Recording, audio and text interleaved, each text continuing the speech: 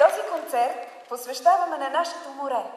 Понякога ласкаво и спокойно, понякога бурно и сърдито, привличащо ни със своята прохлада и с игривите си галещи вълни, със своите неповторими багри, с загадъчния крясък на чайките и гларусите, с спомените за него от летния загар по телата, шепа миди, отнесени в дома, и пясъчните замъци. Концерт на наградените изпълнители от радиоконкурса "Обичам те море", съпътстваща проява на Международния музикален фестивал "Море и спомени". Като начало ще чуем една песен "Водолаз", музика Георги Джилянов, текст Тома Бинчев, изпълнява Йоанна Колесниченко от Варна.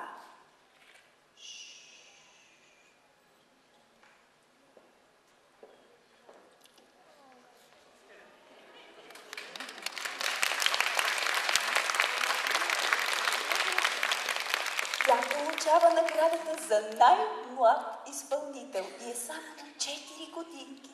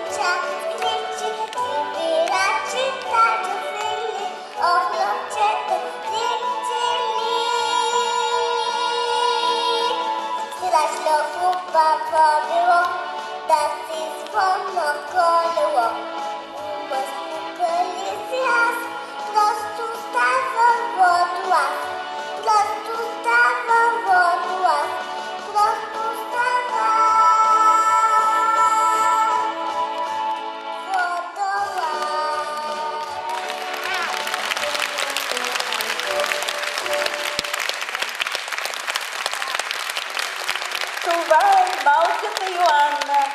Йоанна, ще можеш ли да вземеш този голям подарък? Ще можеш? Да. Вземи си първо грамотата, а пък аз ти предлагам ти да занесеш микрофона на баткото отзад, аз да дам подаръка на мама. Съгласна ли си? Да. Добре.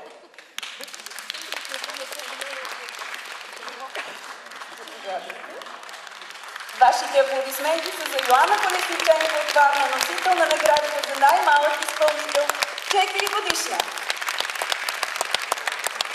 Мама, изчакайте Йоанна.